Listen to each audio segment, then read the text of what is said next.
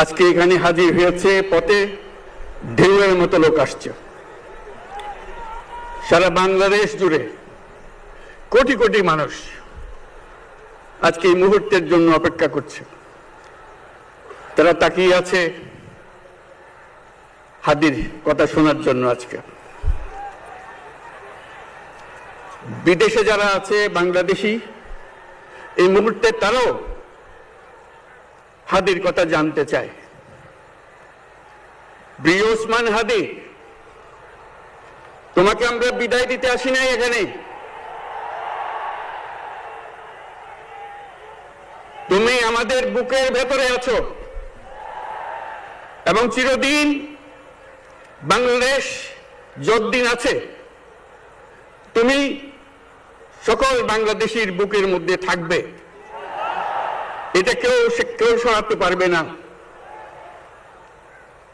আমরা আজকে তোমাকে প্রিয় হাদি বিদায় দিতে আসিনি। আমরা তোমার কাছে আমরা ওয়াদা করতে এসেছি। তুমি যা বলে গেছো সেটা যেন আমরা পূরণ করতে পারি, সেই ওয়াদা করার জন্য আমরা একত্র হয়েছি। সেই ওয়াদা শুধু আমরা নয়, পুরুষানুক্রমে বাংলাদেশের সব মানুষ পূরণ করবে। সেই ওয়াদা করার জন্যই আমরা তোমার কাছে আজকে এসেছি, সবাই মিলে যে যেখানে আছি।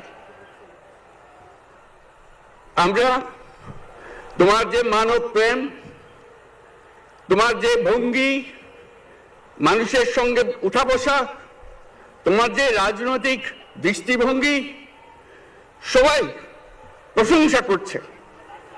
সেটা আমরা মনে প্রাণে গ্রহণ করছি, যে এটা যেন আমাদের মনে সব সময় জাগ্রত থাকে, আমরা সেটা অনুসরণ করতে পারি।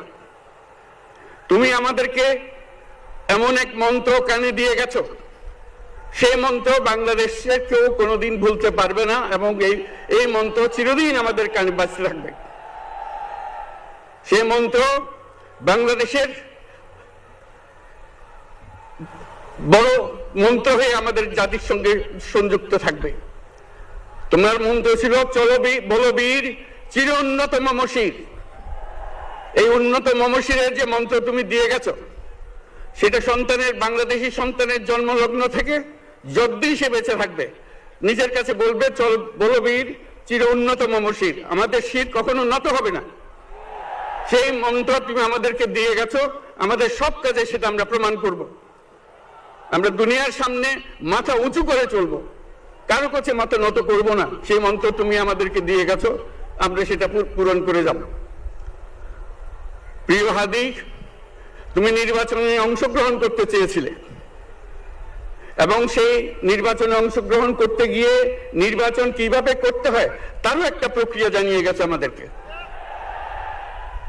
সেই প্রক্রিয়া যেন আমরা সবাই মিলে গ্রহণ করি, যে কিভাবে প্রচারণা কার্য চালাতে হয়, কিভাবে মানুষের কাছে যেতে হয়, কিভাবে মানুষকে কষ্ট না দিয়ে তার বক্তব্য প্রকাশ করতে হয়, কিভাবে বিনীতভাবে মানুষের কাছে আসতে হয়, সবকিছু তুমি শিক্ষা দিয়ে গেছো।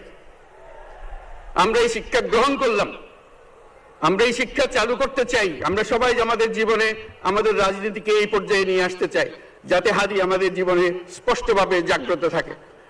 হাদি, তুমি হারিয়ে যাবে না। তুমি কোনোদিন কেউ তোমাকে ভুলতে পারবে না।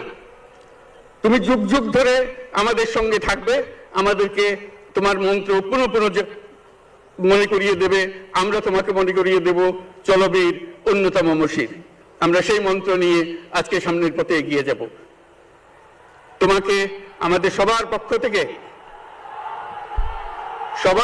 থেকে তোমার সঙ্গে ওয়াদা করলাম, আজকে তোমাকে আল্লাহর হাতে আমানত রেখে গেলাম। আমরা সব সময় তোমার কথা স্মরণ রেখে জাতির অগ্রগতির পথে চলতে থাকব। ধন্যবাদ সবাইকে।